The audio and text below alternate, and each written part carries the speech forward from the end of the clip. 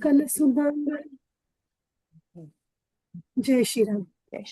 सकल सुमंगलदायक रघुनायक गुणगान सादर सुनहि ते तरही भव सिंधु बिना जल जान।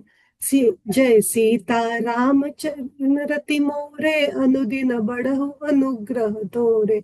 जय श्री राम। जय सिया राम। तो हम लोग भगवान शिव जो राम जी की स्तुति कर रहे हैं वो कर रहे थे, है ना। हमने पहले 4 दोहे, आई मीन 4 चौपाइयां पढ़ी थी। तो अब हम 5वीं चौपाई पढ़ते हैं। एक ठीक है। एक एक। एक एक चौपाई करके पढ़ेंगे, उसको एक्सप्लेन करेंगे। ठीक है। हाँ। ठीक है। लोग बहुत से रोगों और वियोगों दुखों से मारे हुए हैं। ये सब आपके चरणों के निरादर के फल है। जो मनुष्य आपके चरण कमलों में प्रेम नहीं करते वे अथाह भवसागर में पड़े हैं।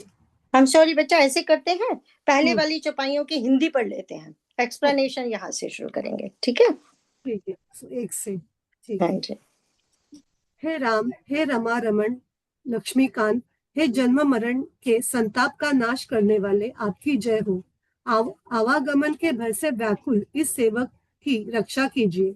हे अवधपति, हे देवताओं के स्वामी, हे रमापति, हे विभो, मैं शरणागत आपसे यहाँ मांगता हूँ कि हे प्रभु मेरी रक्षा कीजिए।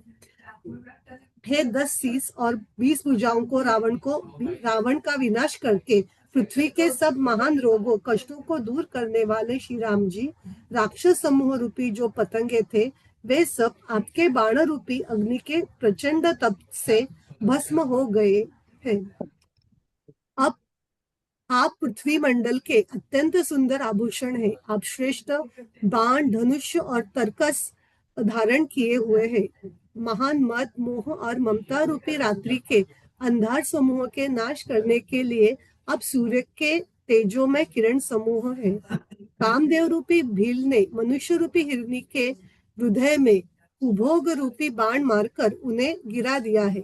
हे नाथ, हे आप ताप पाप हरण करने वाले हरे, उसे मारकर विषय रूपी वन में भूले पड़े हुए इन पामर अनाथ जीवों की रक्षा कीजिए। लोग बहुत से रोग और वियोगों दुखों से मारे हुए हैं। ये सब आपके चरणों के निरादर के फल है। जो मनुष्य आपके चरण कमलों में प्रेम नहीं करते वे अथाह भवसागर में पड़े हैं। हाँ, तो कितना सुंदर स्तुति है। हमने पिछली बार देखा था कि भोलेनाथ जी जो ये स्तुति कर रहे हैं वो हमको ही रिप्रेजेंट कर रहे हैं, है ना। पशुपति हैं वो, हम सारे पशु ही तो हैं, बिना सिंगों के पशु हैं। तो वो हमें ही रिप्रेजेंट कर रहे हैं। ठीक है। तो यहाँ ये बोल रहे हैं कि देखो, ऑलरेडी आगे उन्होंने बताया था कि ये जो पृथ्वी मंडल पे हम किसमें विषयों के भोगों भोगों में फंसे हुए हैं, विषयों में फंसे हुए हैं। तो अब क्या होगा, बहुरोग वियोगन लोग हुए। तो वो बोलते हैं कि अगर भोग करेंगे तो रोग होगा, ये तो पक्का ही है ना, भोग से रोग आएगा। एंड फिर वो बोलते हैं वियोग लोग है। तो इसका क्या मतलब, वियोग का मतलब होता है दुख। दुख, कोई भी चीज हमसे छिन जाए, जब उसमें धन संपत्ति पद प्रतिष्ठा दाम्पत्य सुख एनीथिंग अगर हमसे छिन जाती है तो वो वियोग हो गया उस चीज से, राइट। तो वियोग होता है, तो वियोग से क्या होता है, दुख होता है, राइट। क्योंकि वी वांट इट ना, वी वांट दैट, द राग जो है, जो हमें पसंद है, we want it, we don't want it, let it go. पर यहाँ तो कुछ भी परमानेंट है नहीं। तो अब वह कहते हैं कि देखो, ये जो कौन ऐसे भवसागर में फंसा होता है, वो जो मनुष्य आपके चरण कमलों से प्रेम नहीं करते वह अथा भव सागर में पड़े हैं। हमें याद आया, कौन सा श्लोक याद आया हमें यहाँ पे, 7 का 14 गीता, राइट। उसमें भगवान जी ने क्या कहा था, क्या बोला था 7 का 14 में, रिमेम्बर, आपको याद है, निकालो, नहीं तो मैंने हमेशा बोलती हूँ भगवत गीता साथ में रखा करो। देखो 7 का 14 श्लोका, रिमेम्बर, दैवी होश गुणमयी मम माया दुरत्या। वो बोलो उस श्लोका को, उसकी हिंदी पढ़ो मोटी। वो स्मिता जरा निकली है, उर्मिल बेटा आप बोलो अनम्यूट करके। आंटी मैं ढूंढ रही हूँ अभी। 7 का 14। 7 का हाँ जी, 14। आप पढ़ हाँ लो, जी। आपको मिल गया तो आप पढ़ो 7 का 14। यह अलौकिक अर्थात अति अद्भुत त्रिगुणमयी मेरी योग माया बड़ी दुस्तर है, परंतु जो पुरुष मेरे को ही निरंतर भजते हैं वे इस माया का उल्लंघन कर जाते हैं, अर्थात संसार से तर जाते हैं। Exact same thing, exact same shloka. तो यहाँ पे वही कि वो भगवान कहते हैं ये जो माया है, ये जो संसार है, मेरी माया है, बट रिमेंबर ये मेरा है। मम माया दुरत्या, देवी है ये देवी, जैसे मैं अनादि हूं, ये देवी भी अनादि है। आप इसको क्या बोलते हैं, जबरदस्ती बांध के नहीं रख सकते। रावण ने वो ही करना चाहता था ना, रावण वो उसने सोचा कि मैंने तो सब जीत लिया, त्रिलोकी जीत ली, तो बस अब मैंने उस माया को कंट्रोल में कर लिया। पर ये तो मायापति हैं, तो वो बोलते हैं वो देवी है, उसको तुम कंट्रोल नहीं कर सकते। जो छोटी सी सीता को चुरा के ले गया रावण, सकुमारी है, अभी मे बी 20 एज की ऐसे होंगी या अभी टीनेजर ही होंगी, तो वो तो उनको सुंदर है, वो समझता है कि ये तो छोटी सुकुमारी, ये क्या कर सकती है मेरा, है ना। वो तो काल रात्रि बन के आई थी जो देखने को सकुमारी लग रही थी। तो वो माया जिसने फंसा दिया, फिर बुरी तरह से फंसा दिया। तो वो कहते हैं कि कौन फंसता है वहां पे, जो मेरे शरणागति नहीं होता।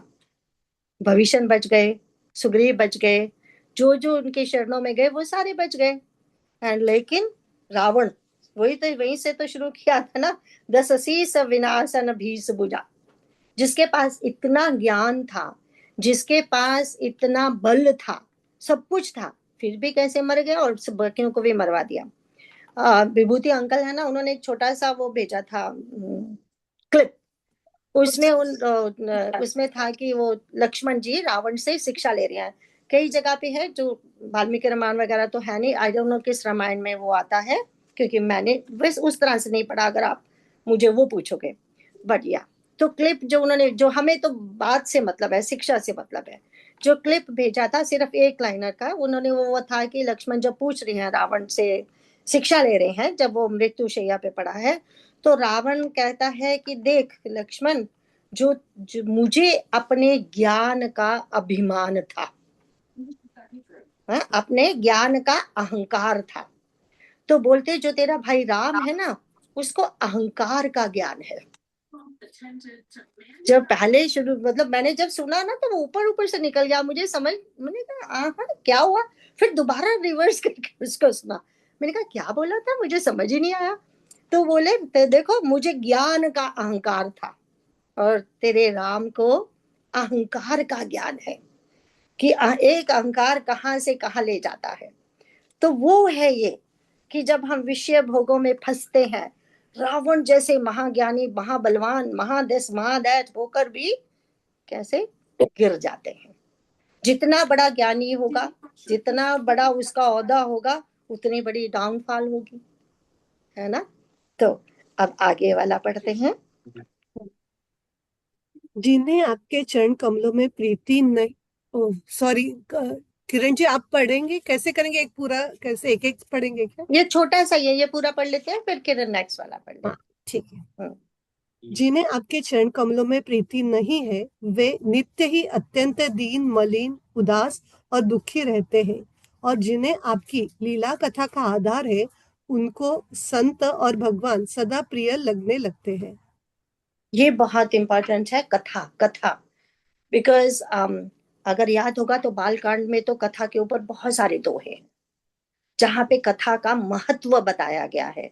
ये भगवान का चरित्र है, उनका चरित्र है, उनकी लीला है। भगवान ने ऐसे ही थोड़ी आके अपना अवतार लिया और इतने सारे कार्य किए, इतना लंबा संघर्ष करके हमको बताया कि क्या होता है मनुष्य जीवन, कैसे जिया जाता है। तो ये भगवान की कथा है जो हमें बहुत कुछ सिखा देगी एंड सिखाती है अगर सुनते हैं। तो यहाँ कितना अच्छा बोला उन्होंने, अति दीन मलिन दुखी नितहि जिनके पद पंकज प्रीति नहीं, है ना। कौन है दीन दुखी, पहले भी बोल चुके हैं, फिर से वही बोला, वो सारे दीन दुखियां कौन, जिनके आपके पद चरणों में प्रेम नहीं है। फिर कहते हैं अवलंब भवंत कथा जिनके, देखो इस संसार में तो हम आए हैं, तो काम चलना तो है, मर तो सकते नहीं, अपनी इच्छा से भी नहीं मर सकता बंदा।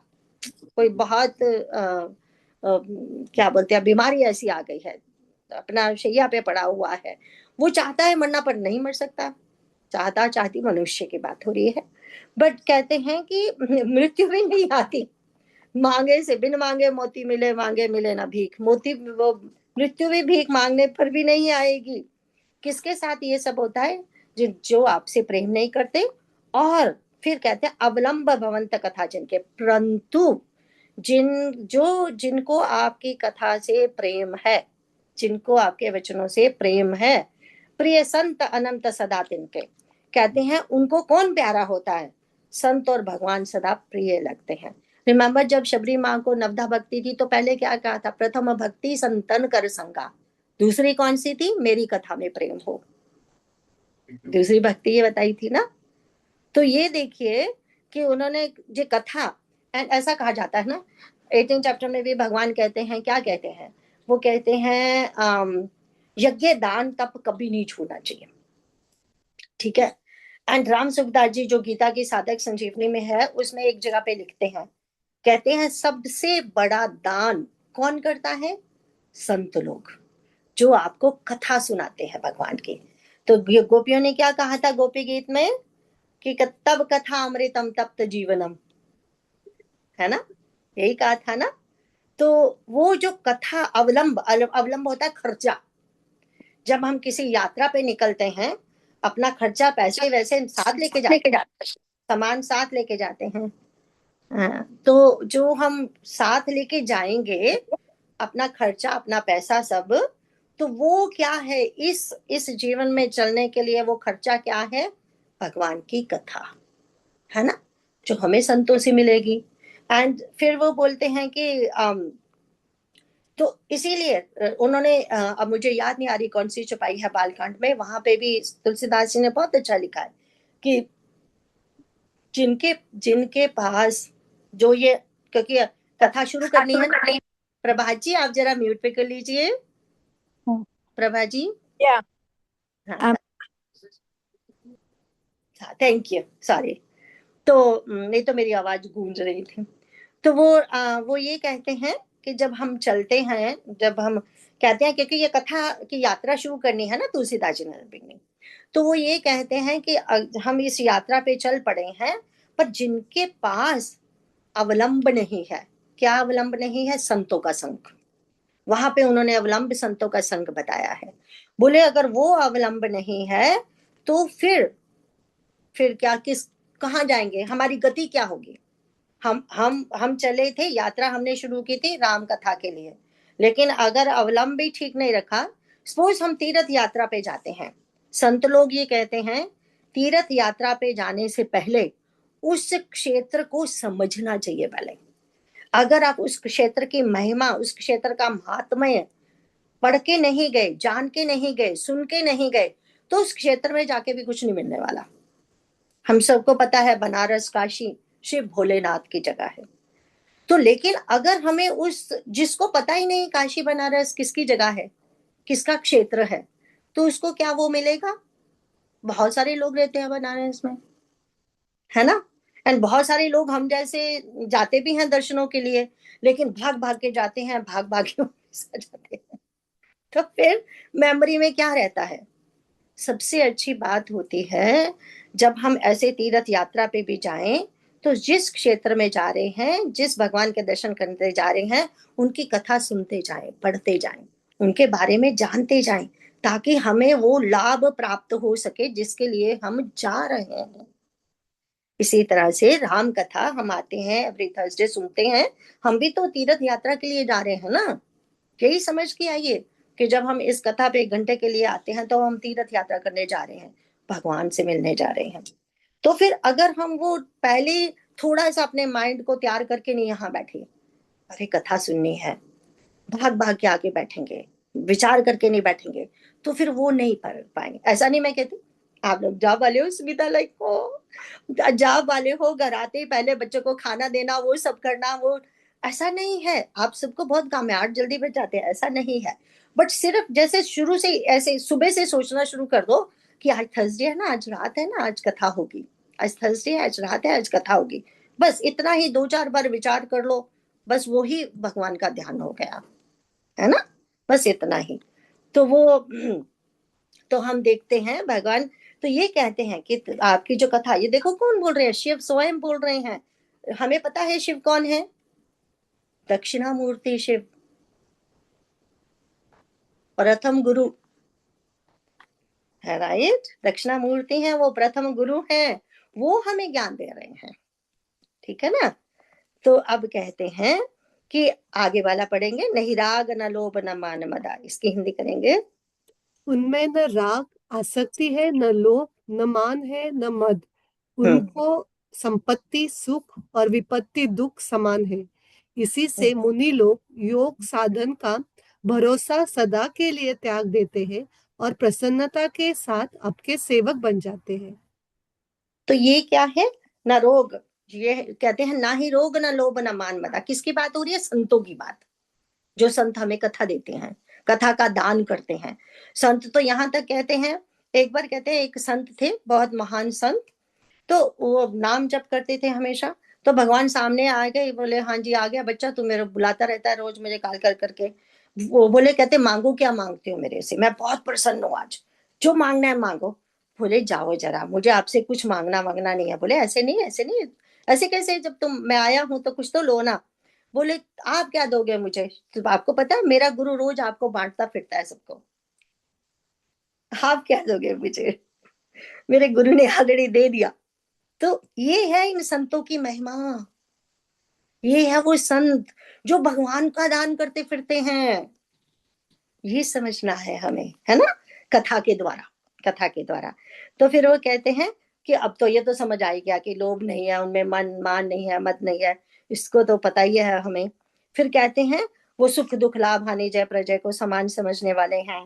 क्योंकि ऐसा होता है, देखो मैं अखंडानंद सरस्वती जी का पढ़ रही थी, अखंडानंद सरस्वती जी कहते हैं बहुत जगह पे हम संत लोग जाते हैं, पांव छूते हैं, ये करते हैं वो, और कहते हैं बहुत लोग मतलब मुंह पे ही गालियां भी देते हैं, कहते हैं आ गए ये संत लोग पखंडी, सारा दिन बैठते खाते रहते हैं, उनको और कोई काम धंधा नहीं, है ना, ऐसे भी होते हैं, उनका उनका अपमान करने वाले भी होते हैं, बट इन लोगों को कोई फर्क नहीं पड़ता, है ना, ये बात है। तो मतलब बहुत कुछ उनको भी सुना पता, ढोंगी आ गया बतेरे देखे। हमारे अपने हम ओम स्वामी जी हमारे गुरु हैं, ओम स्वामी जी के पास हम जाते हैं आश्रम में, तो मुझे सुनने को मिलता है मेरे रिश्तेदार से, पढ़े लिखे हो कि आप अमेरिका में रहते हो, फिर बाबों के पीछे लगे हुए तो मतलब आपको क्या पता मुझे उस बाबे से क्या मिलता है ये लो, कभी जाके तो देखो। तो वो बात है, समझ के ना आप। पर उसमें ओम स्वामी जी को क्या फर्क पड़ता है, उनको भी पता है बहुत सारे ऐसे बोलने वाले हैं, है उनके अपने जो भक्त आते हैं, उनके रिश्तेदार बोलने वाले हैं, उनको नहीं पता क्या। तो ये बात है कि अब उनको तो सब समान है उनके लिए, राइट। तो फिर उसके बाद कहते हैं वो मुनि लोग साधन का भरोसा छोड़ देते हैं। इसका मतलब क्या है, ये जो कर्म योग, ये जो ज्ञान योग है, हम सबके लिए है। वंस यू नो इट, जब तुम उस जगह पर पहुंच गए, उस ज्ञान की महिमा तक पहुंच गए, फिर क्या होगा, बोले कि फिर तुम्हें उस साधन की भी जरूरत नहीं होगी। जैसे हनुमान जी हैं, महाराज जनक है, बहुत सारे भक्त भगवान के, शबरी माँ, तो वो बोलते हैं कि उन्होंने, उनको साधन की जरूरत नहीं है, वो ऑलरेडी कृत्य कृत्य हो गए। पर इसका मतलब ये थोड़ी है कि वो अपना काम छोड़ देते हैं, वो तो करते रहते हैं। लेकिन उसको फिर संत लोग इस तरह से समझाते हैं, जैसे नदी पार करने के लिए हमें नाव चाहिए, तो हम नाव, नदी पार की यहाँ से, उधर गए, उधर नाव बांध दी, उसके बाद हम अपनी नाव को घसीट घसीट के थोड़ी फिर रहे हैं सब जगह पे। तो ये उदाहरण हमने बहुत बार देखी है ना, ज्ञान के लिए उदाहरण दी जाती है। वो मतलब है यहाँ पे, जब वो वहां तक पहुंच गए, वो जो करते, अरे आपको याद है भरत जी का चरित्र इसीलिए बहुत इंपॉर्टेंट है।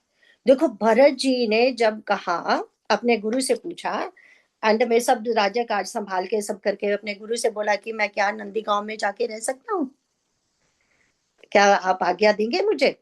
तो वो बोलते हैं गुरु वशिष्ठ, रिमेंबर गुरु वशिष्ठ कौन है, गुरु वशिष्ठ कहते हैं भरत जो तुम कहोगे, जो तुम बोलोगे, जो तुम करोगे, वही धर्म है। ऐसे होते हैं संत, जो वो कहते हैं, करते हैं, बोलते हैं, समझते हैं, वही धर्म बन जाता है है ना। अब आगे वाला पढ़ेंगे। वे वे प्रेम पूर्वक नियम लेकर निरंतर शुद्ध हृदय से आपके चरण कमलों की सेवा करते रहते हैं और निराधार और आदर को सम्मान मानकर वे सब संत सुखी होकर पृथ्वी पर विचरते हैं। अब देखो, इसको हम आजकल के जमाने में बहुत अच्छे संत हैं, विवेकानंद जी का हम एग्जाम्पल देते हैं, पर अगर रामचरितमानस की ही बात हो रही है तो बहुत सारे भक्त हैं। अभी अभी हमने भरत जी का नाम लिया, है ना। अब हनुमान जी वैसे हैं। हनुमान जी को कोई वानर बोले, कोई कुछ भी बोले, वानर गार्ड बोले, उनको क्या फर्क पड़ता है। तो कहते हैं हाँ मैं वानर हूँ, वानर शरीर है तो मैं वानर हूँ ना, तो इसमें क्या बात है। कोई मुझे वानर कहते हैं तो मैं, ठीक है, वो सही बोल रहा है। तो वो बात है कि कहते हैं उनका निरंतर शुद्ध हृदय, क्योंकि आपका प्रेम पूर्वक नियम लेकर निरंतर शुद्ध हृदय से आपके चरण कमलों की सेवा करते हैं। आगे वाला करेंगे। हे मुनियों के मनरूपी कमल के भ्रमर, हे महान रणधीर एवं अजय श्री रघुवीर, मैं आपको भजता हूँ, आपकी शरण ग्रहण करता हूँ। हे हरि, आपका नाम जपता हूँ और आपको नमस्कार करता हूँ। आप जन्म मरण रूपी रोग की महान औषध और अभिमान के शत्रु हैं। हाँ, तो अभी हमने देखा था कि हे मुनियों के मन रूपी कमल के भ्रमर, पहले होता है, पहले मुनि लोग भ्रमर बनते हैं किसका, भगवान के चरण कमलों के, ठीक है। फिर उल्टा हो जाता है, फिर भगवान भ्रमर बन जाते हैं उन मुनियों के हृदय में। अब भरत जी राम का नाम जपते हैं, राम भरत जी का जपते हैं।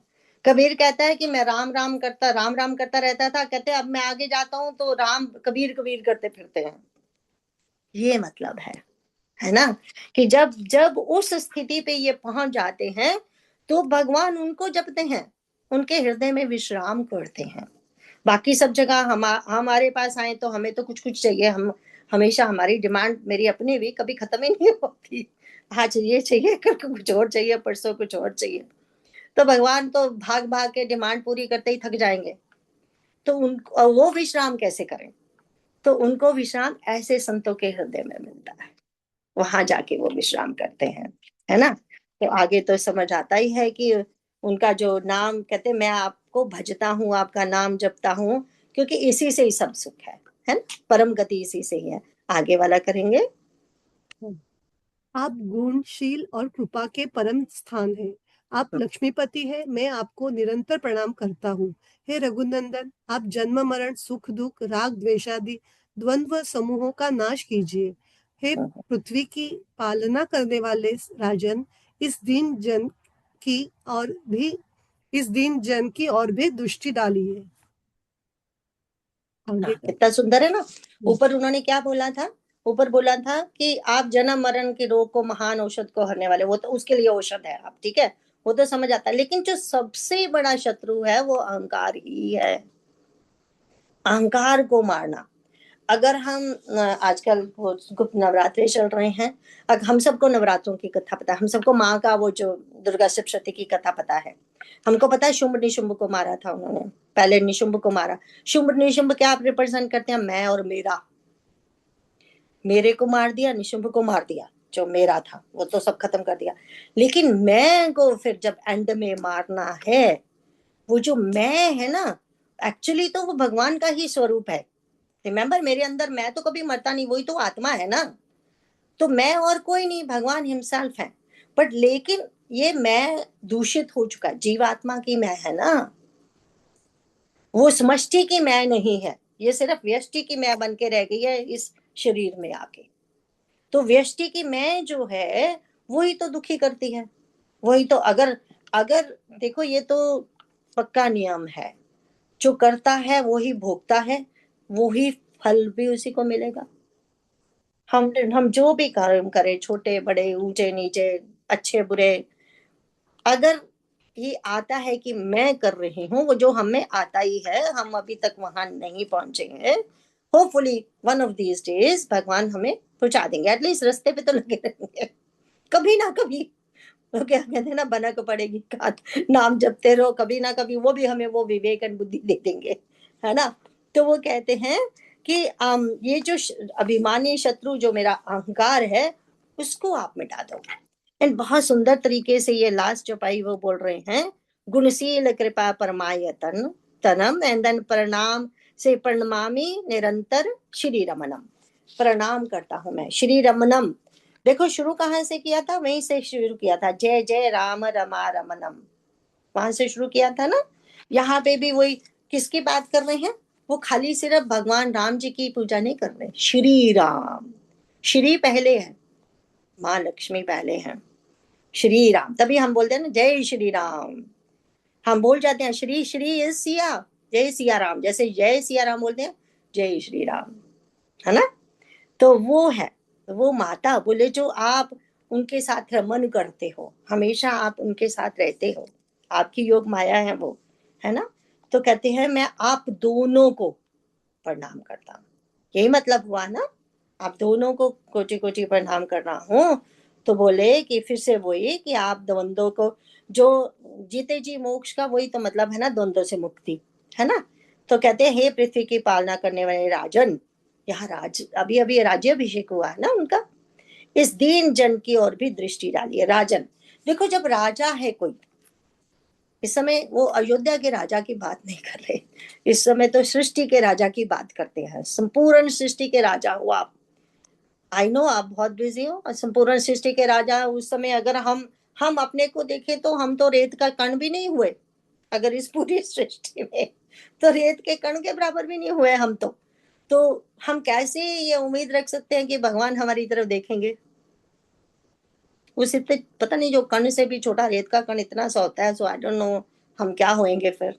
तो वो हम कैसे आशा रख सकते हैं, यही तो ये स्तुति हमें सिखाती है। यस, कहते हैं ना, चींटी के पद घुंघरू बांधे वो भी बाजे, सॉरी, चींटी के पद घुंघरू बाजे वो भी साहिब सुनता है। उनको पता है, क्यों पता है, क्योंकि हम उन्हीं का तो अंश है, इसीलिए पता है ना, उन्हीं का तो अंश है हम।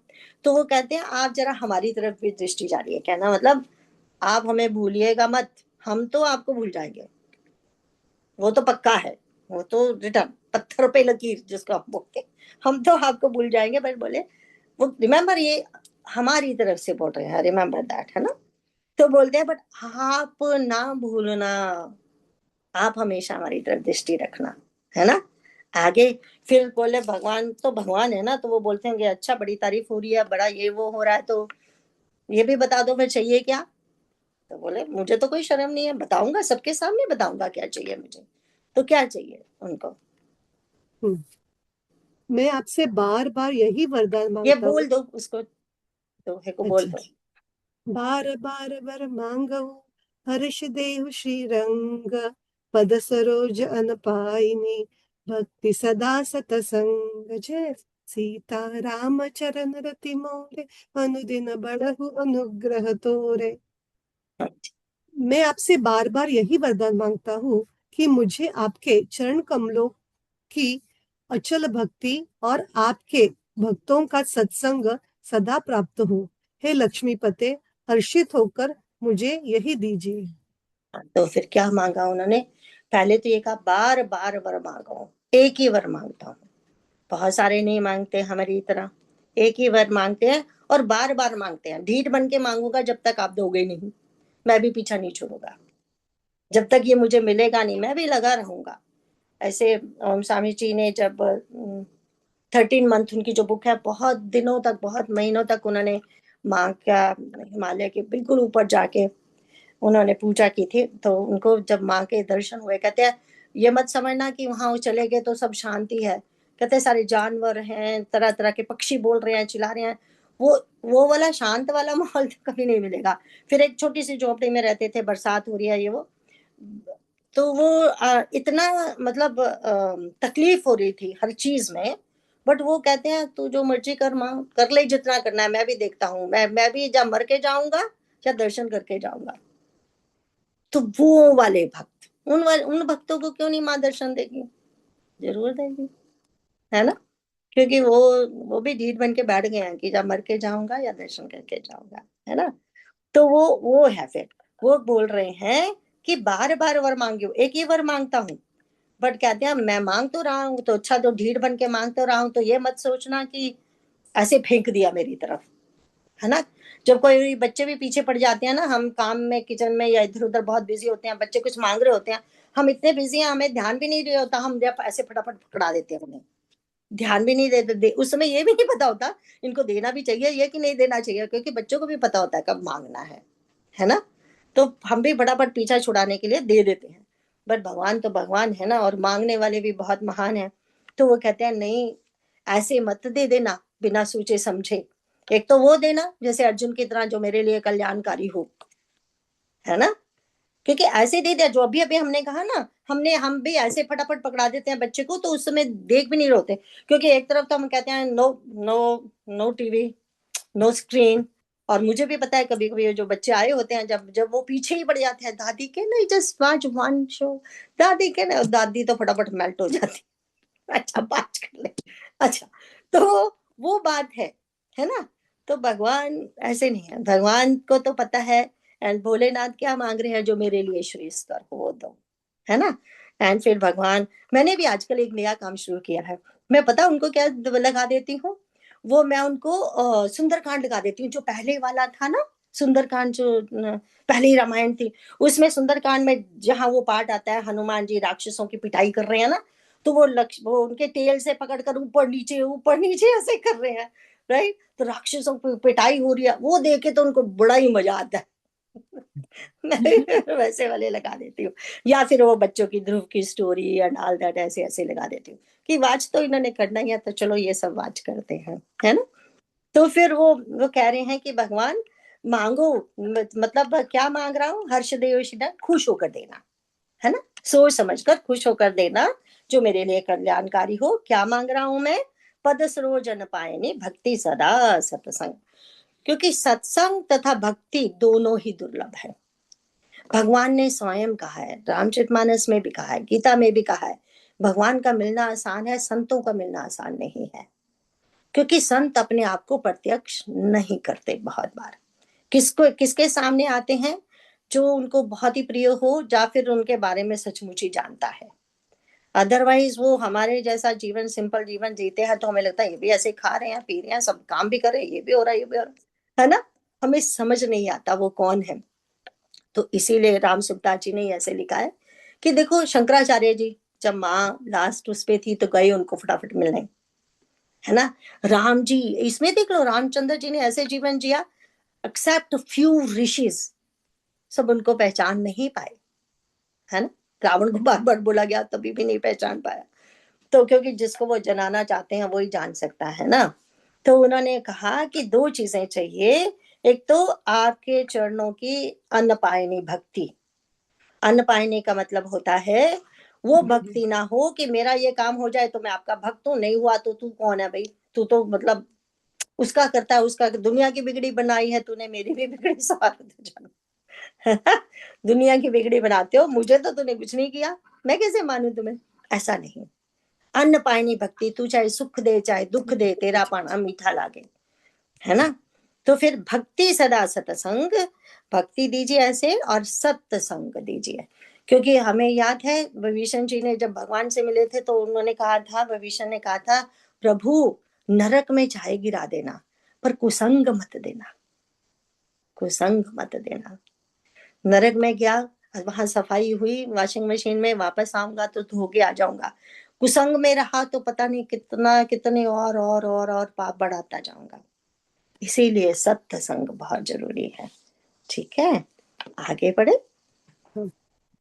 श्री रामचंद्र जी के गुणों का वर्णन करके उमापति महादेव जी हर्षित होकर कैलाश को चले गए। तब प्रभु ने वानरों को सब प्रकार से सुख देने वाले डेरे दिलवाए। हाँ, तो यहाँ पे लिखा है श्री रामचंद्र जी के गुणों का वर्णन करके उमापति महादेव जी हर्षित होकर कैलाश को चले गए। हर्षित होकर गए, इधर मतलब भगवान ने इशारा कर दिया होगा तथास्तु, तभी हर्षित होकर गए ना।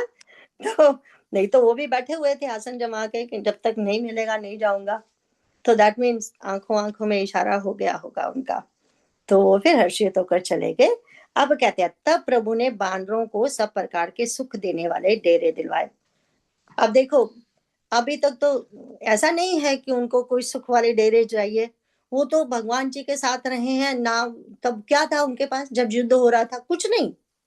ना रहने के लिए कोई गुफा है, ना ये नहीं पता कि फल भी मिलेंगे तुम्हारों की नहीं मिलेंगे। इतना भयंकर युद्ध हो रहा है।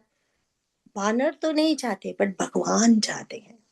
सी ये होता है जब भक्त कुछ भी करने के लिए तैयार हैं अपने प्रभु को प्रसन्न करने के लिए, तो ऐसा हो सकता है। हाँ, हम भी तो माँ बाप हैं, हमें पता है ना, हम अपने बच्चों के लिए दुनिया के सारे सुख चाहते हैं, है ना। इसी तरह भगवान भी चाहते हैं। भगवान ही चाहते हैं कि मैं अपने बच्चों को हर प्रकार के सुख दूं। तो अब उन्होंने कैसे उनको अच्छे अच्छे सुंदर सुंदर डरे दुलाए, लाइक अच्छे सुंदर महलों में उनको ठहरवाया। राइट, आगे चलते हैं। ये स्तुति कहाँ फिनिश होती है? हाँ बेटा, ये स्तुति यहाँ तक, जब जहां मांगा उन्होंने वहां तक खत्म हो गई। यहाँ तक खत्म हो गई स्तुति।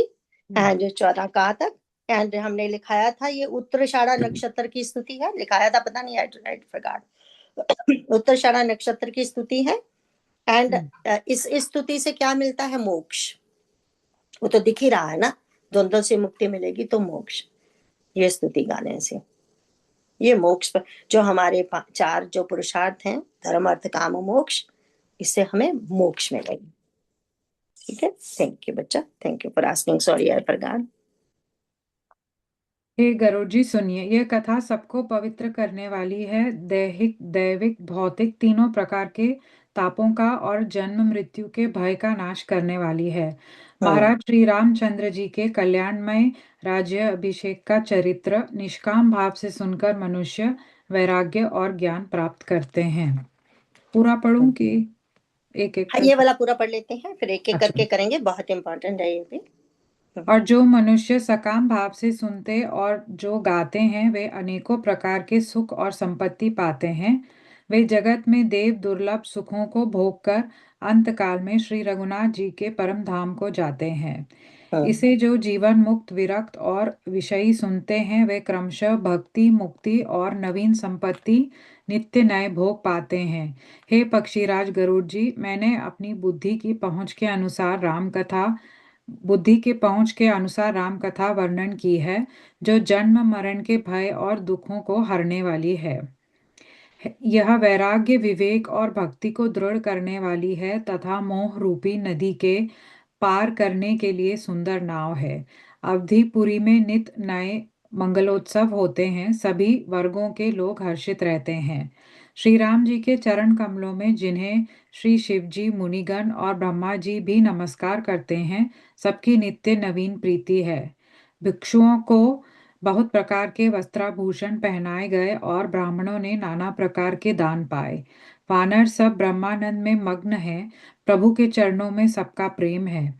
उन्होंने दिन जाते जाने ही नहीं और बात में 6 महीने बीत गए। बात की बात में 6 महीने बीत गए। बात की बात में 6 महीने। तो यहाँ पे हम देखते हैं, अब गरुड़ जी, रिमेम्बर गरुड़ जी कथा किसको, गरुड़ जी को कौन कथा सुना रहे हैं? काकभूषणी। काकभूषणी कथा सुना रहे हैं ना गरुड़ जी को। तो वो कहते हैं, हे गरुड़ जी सुनिए। क्या सुनिए? कि ये कथा बहुत पवित्र है। फिर से वही कि तीनों तापों का नाश करने वाली है ये कथा, है ना। एंड फिर उसको बोलते हैं कि अब रिमेम्बर, हर समय अपने मन को लगाना। वो कहते हैं ना, वो क्या बोला था अभी शिव जी ने, कि वो कथा को सुनते रहते हैं, सुनते रहते हैं, आपका नाम जपते रहते हैं। बट आपको याद है 6 के 34 में अर्जुन ने क्या कहा था? चंचल ही मना कृष्णा। 6 का 34 और 35 दोनों पढ़िए, मोटी हिंदी भी पढ़िए और श्लोका भी गा लीजिए, बहुत प्यारे श्लोका है, फेवरेट श्लोका मेरे 34 35 6 के ना। लिख लिया करो, जब आप रामचरितमानस में जब हम कर रहे होते हैं ना, जब जैसे जैसे आपको बताते हैं ये चौपाई कहाँ मिलती है, वहां लिख लिया की जो करो कि ओ गीता 6 34 35, बस इतना ही लिखती हूँ मैं, जहां जहां जो आता है। ठीक है, तो 34 35 क्या है 6 के? किरण आप बोलोगे या स्मिता? बोलो। हाँ हाँ, जी। चंचल ही मनः कृष्ण प्रमाति बलवदृढ़ं, तस्याहं निग्रहं मन्ये वायोरिव सुदुष्कर्म। असंशयं महाबाहो मनो दुर्निग्रहं चलम् अभ्यासेन तु कौन्तेय वैराग्येन च गृह्यते। तो वहां उन्होंने कहा था ना अर्जुन ने, चंचल ही मना कृष्ण, कृष्ण ये मन बहुत चंचल है, क्योंकि छठा अध्याय क्या था, ध्यान योग का अध्याय था वो। तो वो कहते हैं, आप कहते तो हो राम कथा करो, राम कथा करो, ये करो वो करो, सुबह ये करो शाम को ये करो, उन्होंने भी सत्संग कथा बोले, जरा सा हुआ इधर उधर ध्यान झट से जाता है ना। जरा सा इंस्टाग्राम पे जाती हूँ कुछ देखने के लिए, आई डोंट नो, जब घंटा बीत जाता है उंगली चलती जाती है। तो वो मतलब चंचल ही मना कृष्णा, कहने को तो चलो मैं ये कहूँ कि अपने मन को मनाने के, मतलब मन को नहीं, अपनी बुद्धि को मनाने के लिए कि अरे तो क्या हुआ ना, मैं अच्छा ही तो देखती हूँ ना, अच्छे के साथ में कुछ और भी देखती हूँ, हर समय अच्छा नहीं देखती, कैसे कह दूं अच्छा ही देखती हूँ, बहुत कुछ साथ में देख लेती हूँ, है ना। तो वो कहते हैं कि चंचल ही मना कृष्णा, कि ये तो वायु को जैसे कंट्रोल नहीं किया जा सकता, ऐसे इसको कंट्रोल नहीं किया जा सकता, तो तो आप कैसे इसको कंट्रोल में करें। हाँ, तो देखो भगवान ये नहीं कहते कि पगले मैं समझा तो रहा हूँ तुम्हें, तू समझ तो ले, एक बार करके तो देख, पर नहीं, ऐसा नहीं बोला उन्होंने। उन्होंने कहा अस्य अस्य असंशयम महाबाहु, अरे महाबाहु जिसकी भुजाएं बहुत लंबी है, या फिर जो बहुत योग्य है इस बात के, बहुत सारे उसका महाबाहु का मतलब है, पर यहाँ मतलब कि तुम तो बहुत बलशाली हो, तुमने मन को कंट्रोल करके रखा हुआ है पहले, तुम्हें वो क्वालिटी है दम एंड शम की, बट तुमने जो इसका जो अभी अभी तुमने वो बोला वो सही है, इसमें कोई शक नहीं है, क्योंकि मन पे तो किसी का भरोसा नहीं लास्ट मोमेंट तक, लास्ट जब तक प्राण नहीं निकल जाते, है ना।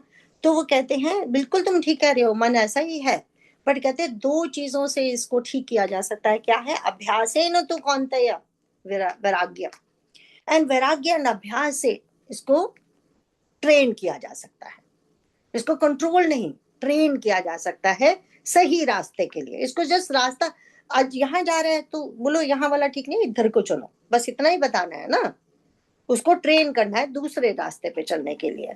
तो वो कहते हैं, तो इसीलिए बोला। तो अब देखो ना, कहते जो आपकी कथा है, कथा क्या करती है, सुख दुख लाभ हानि जय प्रजय से ऊपर उठा देती है, लेकिन एक दिन से नहीं, धीरे धीरे रे मना, धीरे सब कुछ होए, माली सेंचे सोगड़ा फल आए, ऋतु आए फल होए, क्योंकि वो ऐसा नहीं है कि आज मैंने एक बार कथा पढ़ ली, एक बार थर्सडे की क्लास अटेंड कर ली तो हो गया, ऐसा नहीं है, एवरी डे, हर क्षण, जितना हो सके हमसे, है ना। तो कहते हैं हे मार, तो कहते हैं कि देखो ये जो चरित्र है जो अभी हमने गाया, राम जी का क्या राज्याभिषेक का चरित्र, फिर हमने देखा था पहली स्तुति किन्होंने की थी, वेदों ने आके की थी ना, पहली स्तुति वेदों ने की थी, अभी अभी हमने शिव भोलेनाथ की स्तुति की पढ़ी है। तो कहते हैं इन सब से क्या मिलेगा, वैराग्य एंड ज्ञान। अभ्यास किसका किया, कथा सुनने का, उसको समझने का, संतों के संग का अभ्यास किया ना, वो करने से क्या मिला हमें, वैराग्य मिला, ठीक है, तब होगा ना रियल वैराग्य। तब कहते हैं ज्ञान, फिर क्या और ज्ञान प्राप्त करते हैं, तो ज्ञान कौन सा, 10th का 10, जिसमें भगवान कहते हैं कि जो निरंतर मुझको बचता है उसको मैं ददामी बुद्धि योगम तम, उसको ज्ञान देता हूँ, कौन सा ज्ञान, विवेक बुद्धि, वो बुद्धि जो 18 का 30 समथिंग लाइक दैट, तो वो उसमें बोल रहे हैं कि जो बुद्धि निवृत्ति मार्ग प्रवृत्ति मार्ग को जानती है वो सात्विकी बुद्धि देता हूँ। हम कितनी बार करते हैं, माता जो मनु एंड शत्रुप है उन्होंने भी तो यही कहा था ना, वो ज्ञान वो सब देना जो अपने निज भक्तों को देते थे, तो उन्होंने क्या बोला था, माता मैं आपको अलौकिक बुद्धि दूंगा, वो 152 है बालकांड का, ठीक है। तो ये बात, तो भगवान कहते हैं ये सब करने से, ये भगवान का चरित्र सुनने से, ये सब करने से, संतों का संग करने से क्या मिलेगा, एक तो भक्ति मिलेगी अनपायनी, दूसरा ज्ञान वैराग्य, ये सब मिलेगा। क्योंकि रिमेंबर अज्ञान, अज्ञान से शुरू होता है, अज्ञान से क्या होता है, अगर हम रावण का भी देख लें, अज्ञान से राग एंड द्वेष आता है, अस्मिता आती है, स्मिता नहीं, अस्मिता, है ना। अस्मिता में क्या होता है, जब हम द्वैत देखते हैं, स्मिता तो होता है सम देखना, है ना। तो वो जब आता है, अब अज्ञान से क्या आता है, राग द्वेष अस्मिता एंड अभिनिवेश, राइट, ऐसा होता है उसके साथ, राइट। अभिनिवेश होता है मृत्यु का भय, है ना, अज्ञान से ये सब शुरू होता है। तो लेकिन अगर ज्ञान ज्ञान होगा तो उससे उल्टा हो जाएगा सब कुछ, फिर काहे का भय, है ना। अब उसके बाद बोलते हैं, एंड फिर ये भी कहते हैं, क्योंकि देखो हर प्रकार के लोग होते हैं ना, तो निष्कामी भाव का इन्होंने बोला कि जो जो निष्कामी है उनको तो विवेक बुद्धि मिलेगी, ददामी बुद्धि योगम तम। जो निष्काम भाव से ये कर रहे हैं, वो 10 का 10 हो गया गीता का, राइट, लिख लो आप यहाँ पे।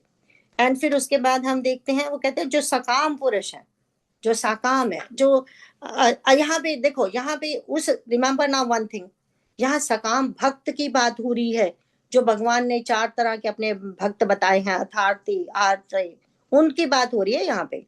जो साकामी विषयों के साकामी है उनकी बात नहीं हो रही, रिमेम्बर, है ना। तो कहते हैं जो साकामी है, ध्रुव जैसे, ध्रुव महाराज गए थे ना भगवान की पूजा करने, भविष्य, सुग्रीव, ये सब साकामी है ना, साकामी भक्त। तो कहते हैं जो साकामी भक्त है, जो ये इस कथा को सुनते गाते हैं, उनको क्या मिलेगा, बोलते हैं उनको सब प्रकार की सुख संपत्ति मिलेगी, जो हमने देखा ध्रुव जी को मिली, सुग्रीव को मिली, विभीषण को मिली, है ना वो। तो कहते हैं और फिर उसके बाद क्या होगा, वो रिमेम्बर वो भक्त हैं, उनके वो जो सुकृत, जो अच्छे कर्म करने वाले भक्त, है ना, वहां पे भगवान ने बोला है ना, किस कौन सा चैप्टर है, is that A 4th chapter और 5th चैप्टर, कौन से चैप्टर में है ये shloka, I should write down here, see मैंने भी नहीं लिखा ना, देख के अभी याद आया, आई थिंक 4th चैप्टर में आता है या 5th में, किसमें चैप्टर में है, देखना पड़ेगा हमें। अर्थात आई थिंक 4th में थे, अर्थार्थी अनार्थी, जो भक्त है भगवान के 4 प्रकार के, है ना, 4th में आएगा शायद, है ना, 4th में आएगा। यथा सुकृत। हाँ, चलो कर वितराग, हाँ है हाँ, कौन सा नंबर है बेटा, मैंने दूसरा देखा था मैं, चतुर्वर्ण, और चतुर्वर्ण है ना वो नहीं तो, वो अलग है, वो अलग है इसमें। हाँ वो तो अलग है, तो दैट मीन 4th में नहीं है, किसी और में है, चलो ढूंढ के बाद में देखते हैं, फिर लिखेंगे यहाँ पे कौन सा है, तो that means it's not in the 4th, है ना, 4th में नहीं दिख रहा, तो अच्छा, तो और लगाते होंगे 5 में 6 में कहीं होगा, अच्छा तो ठीक है, आगे चलते हैं हम।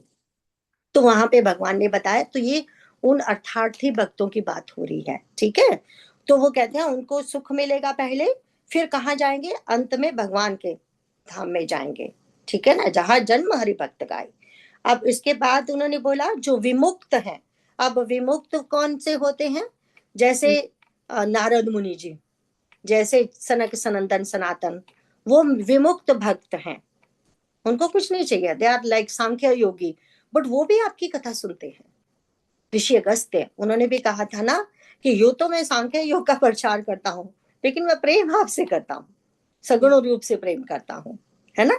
तो वैसे जो विमुक्त भक्त हैं, एंड उनको उनको क्या मिलता है, जो विरक्त हैं, विरक्त होते हैं, जो जैसे जनक महाराज, जैसे परीक्षित जी, वो उनको कहते हैं विरक्त, रक्त मतलब होता है खून, रजोगुण, जो रजोगुण से ऊपर है, जो राज ऋषि बन के हैं, वो कोई भी हो सकता है, जो राजा नहीं यानी बड़ी, है ना, जो विमुक्त हो गए हैं, वो कहते हैं उनको क्या मिलता है, एंड जो विषयी हैं, वो कथा सुन के उनको क्या मिलता है, ये बताया गया है ना इसमें। तो वो कहते हैं इस जीवन मुक्त, विरक्त और विषयी को क्रमशः क्या मिलता है, देखो जो जीवन मुक्त है, जैसे हमने कहा था नारद मुनि जी वगैरह, उनको क्या परम भक्ति, भगवान की अन्नपायनी भक्ति मिलती है ना। एंड जो विरक्त हैं, जिसको जो परीक्षित जी, जनक जी महाराज, वो सब आ जाते हैं, उनको क्या मिलता है, मुक्ति, मुक्ति मिलती है ना। एंड फिर जो विषयी सुनते हैं, जो हम जैसे हैं, उनको क्या मिलता है, तो वो कहते हैं जो विषयी इस कथा को सुनते हैं, उनको मिलता है भक्ति, मुक्ति एंड नवीन संपत्ति, नित्य नए भोग पाते हैं। हाँ, बस याद इतना रखना है, भगवान ने बहुत कुछ दिया है ना हमें, नित्य नए भोग देते हैं, वो सब कुछ देते हैं, सब ठीक करते जाते हैं धीरे धीरे, बट लेकिन बात यह है, बस भूलना नहीं ये भोग किसने दिए हैं। जिस दिन हम पक्के तरह से वो याद रखेंगे, उस दिन हम भी वो अर्थार्थी भक्त बन जाएंगे। है ना, फिर भक्त बन जाएंगे, सुकृत भक्त बन जाएंगे। तो कहते हैं हे पक्षीराज गरुड़ जी, मैंने अपनी बुद्धि के अनुसार तुम्हें राम कथा सुना दी, ठीक है। जो जन्म मरण भय से, वो सब जो भय, जो अज्ञान से सारे दुख आते हैं, कहते हैं उनको हरने वाली है। अब कहते हैं विरति विवेक भक्ति दृढ़ करनी, ये वैराग्य विवेक और भक्ति को दृढ़ करने वाली है। कौन? भगवान की कथा। अब कौन सा श्लोक याद आया? 18 का 66। कृष्णा जी, हाँ जी, वो पिछला वाला जो 4 तरह के भक्त है वो चैप्टर 7 में है। 7 में? हाँ जी, कौन सा है? तो फटाफट बताइए, हम देख लेंगे यहाँ पे। Thank you, thank you. अभी मैं देख रही हूँ चैप्टर 7। 16 16 16 है। अच्छा, हाँ जी, 7 का 16, ठीक है, थैंक यू। अभी आपको हमने स्टॉप कर भी रखा है, तो ये बता दो प्लीज, जैसे आपने बोला था ना चैप्टर 4 6 का 34 35, हाँ वो जी, कौन से वाली उसमें किस में लगाएंगे? आएगा? किस चौपाई के साथ आएगा? हाँ ये जो जी, अभी अभी हमने ये चौपाई की थी ना, सुन खगपति ये कथा पावनी यस, त्रिविध ओके, ताप हाँ भयद, हाँ, है ना? ठीक है। क्योंकि उसमें देखो यहाँ पे आया है ना, तीनों प्रकार के तापों का, जन्म मृत्यु के भय का नाश करने वाली है। हाँ महाराज जी, श्री रामचंद्र जी के कल्याण में राज्याभिषेक का चरित्र निष्काम भाव से जो सुनता है। हाँ अब जी, निष्काम भाव का मतलब क्या हुआ? वो साधन की प्रैक्टिस कर रहा है निष्काम भाव से, है ना, वही हुआ ना। एंड हाँ जी, फिर वो मनुष्य वैराग्य ज्ञान को, क्योंकि फिर निष्काम। चैप्टर 10 का 10 आ गया। हाँ, एंड रिमेम्बर, जब जब भगवान कहते हैं मैंने कर्म योग का, सांख्य योग का वो साधन तो बना दिए, लेकिन अगर हम साधन की प्रैक्टिस निष्काम भाव से नहीं करेंगे तो वो योग नहीं बनेंगे। एक सांख्य निष्ठा है, एक योग निष्ठा है, भगवान ने बोला ना वहां पे थर्ड के उसमें। तो अगर वो रास्ते तो भगवान जी ने बता दिए, वहां पे अभी भक्ति योग नहीं बोलते, क्योंकि भक्ति योग अलौकिक है। सांख्य निष्ठा एंड कर्म निष्ठा जो है, कर्म योग जो है, ये बनाया हुआ है। भगवान ने तो बना दिया, भगवान ने वो बना के ऋषियों को पहले वो संदेश दिया, ऋषियों से हमें आया। बट लेकिन जो भक्ति है वो अलौकिक है, वो लोक से नहीं, किसी भी लोक से नहीं है, वो सिर्फ भगवान से आती है। फिर भगवान से धीरे धीरे गुरु परंपरा से हमको मिलती है ना। अच्छा, तो ये, हाँ, थैंक यू उषा जी। तो अब हम देखते हैं, कहाँ पे थी मैं? हाँ, ये 18 का 66, क्योंकि कहते हैं ना अभी कथा खत्म हुई है। जब 18 का 66 खत्म हुआ तो क्या बोला भगवान ने वहां पे? 18 का 66, यत्र योगेश्वर कृष्ण यत्र पार्थो धनुर्धरः तत्र शरीर विजयो भूति ध्रुवा नीतिर मतिर्मम। यही तो हुआ ना, वैराग्य विवेक भक्ति दृढ़ करती है, दृढ़ करती है, ध्रुवा नीतिर मतिर्मम, है ना। तो यहाँ पे वो मिला, तो वो कहते हैं नित्य नई प्रीति राम पद पंकज। अब क्या होता है? अब इसमें नारद मुनि जी का सूत्र याद आ गया, जो भक्ति सूत्र। वहां पे क्या कहते हैं? सबको कहते सब लोग जो अयोध्या वासी हैं, सबको क्या हो रहा है? जिन्हें श्री शिव वो क्या मिल रहा है उनको? सबको नित्य नवीन प्रीति हो रही है भगवान से। देखो जैसे हमारे बच्चे हैं, जिस दिन वो पैदा हुए थे उस दिन कितना प्यार था, अभी भी प्यार बढ़ रहा है, कम तो नहीं हो रहा। कभी कभी लगता है जब कैनन तो लगता है छोड़ो सब, बट वैसे वो प्यार जाता नहीं। ऊपर से हम चाहे कितना गुस्से हो जाए, कितना कहें अब तो मुझे बात ही नहीं करनी है इस बच्चे के साथ, अपने आप ही जैसे ही फोन आता है तो अपने आप हाँ फटाफट सब काम छोड़ के उठाते हैं। तो क्या है वो प्रेम? जब तक हम जिंदा रहेंगे वो बढ़ता रहेगा, कम नहीं होने वाला। वही तो है मोह, वो कहाँ कम होने वाला है? ममता, है ना। तो वो है, कहते हैं। लेकिन वही प्यार अगर हम, भगवान ने बोला है ना सुंदरकांड में कि सबका प्यार एक रस्सी में बांध के मुझे बांध दो। वो ये नहीं कहते, अभी आगे बोलेंगे, वो भी तो अपने परिवार से बहुत प्रेम करते हैं, अपनी पत्नी से, अपने भाइयों से, अपनी माताओं से। किससे प्रेम नहीं करते वो? हम जैसे मूर्खों से प्रेम करते हैं? वो सबसे प्रेम करते हैं, है ना। तो प्रेम तो कोई बुरी चीज नहीं है, लेकिन वो प्रेम है, हम ममता करते हैं, है ना, वो प्रेम करते हैं। तो यहाँ पे कहते हैं अब सबकी नित्य नई नवीन प्रीति हो रही है। भगवान साक्षात सामने बैठे तो प्रीति होगी, है ना। तो कहते हैं बानर सब ब्रह्मानंद मगन है। ये जो अब बानर भी आ गए तो ब्रह्म आनंद में वो मगन है। कहते हैं ऐसे ही इतने सुख में सब, हमारा भी वही होता है ना, सुख के दिन तो फटाफट बीतते जाते हैं ना। तो कहते पता ही नहीं चला, बात ही बात में 6 महीने बीत गए, पता ही नहीं चला, ऐसे लगा जैसे कल की बात है। जब बात की बात करते हैं उसका मतलब ऐसे लगता है जैसे कल की बात है। आज हम इसको यहीं पे खत्म करेंगे, क्योंकि आगे का जो है ना बड़ा सुंदर, बहुत सुंदर आने वाला है।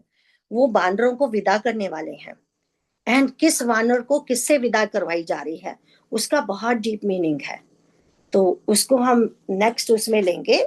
तो आज हम इसको यहाँ पे समाप्त करेंगे। बिफोर वी डू समाप्ति, आपको अगर कोई प्रश्न हो, क्योंकि अभी वैसे 4 मिनट है हमारे पास आज, मैंने कहा फिर कोई फायदा नहीं है करने का ना। तो नेक्स्ट टॉपिक थोड़ा चेंज हो गया ना आगे, तो नेक्स्ट टॉपिक हम नेक्स्ट वीक लेंगे। आपको कोई क्वेश्चन? नहीं क्वेश्चन, क्योंकि देखो मुझे भी तो नहीं पता था ना, मैं भी तो संतों का बड़ा पढ़ाया आपको सहती हूँ, तो आपने वो ढूंढ दिया ना कहाँ पे है वो श्लोका। पर मुझे वो बहुत प्यारा लगता है जब चौपाई के साथ श्लोका मिलते हैं, तो वो मुझे बहुत ही अच्छा लगता है। तो it goes together, Gita and Ramcharitmanas, कोई भी उपनिषद ले लो, नारद भक्ति सूत्र ले लो, सब ऐसे मिलते जाते हैं। थैंक यू, आप हमें बताती जाती हैं तो हमें भी पता अरे चलता संतों है। का नहीं आप, तो एक बात बताऊं उषा जी, आप सबका थैंक यू, जो मैं धन्यवाद मन से करती हूँ। मैं नहीं करूंगी ये सब पढ़ाई, कौन करेगा? आप बताओ, आप तो इतने बड़े साइंटिस्ट हो, कोई प्रोजेक्ट मिलता है, आप सब काम करने वाले हो, तो कैसे फटाफट फटाफट काम होता है। प्रोजेक्ट ना मिले तो ढीले पड़ जाते हैं सारे, राइट? that's तो right, पर फिर भी आप इतनी स्टडी करके हमें बताती हैं, that's you नहीं, deserve a big thanks. बहुत अच्छा लगता है मुझे, और काम धंधा क्या है मुझे। मुझे आपका अच्छा सुनकर लगता है। हमारा भी भगवान की तरफ प्यार बढ़ता जाता है, तो आपको Right. थैंक वो यू। ना भैया जी, अब लास्ट वाला बोल लेते हैं, फिर मैं बात करती हूँ, वो मैं फिर रिकॉर्डिंग बंद कर दूंगी। लास्ट वाला बोलो।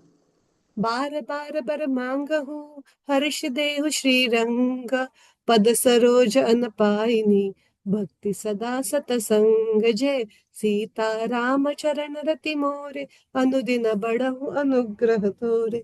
जय सिया। जय सिया राम।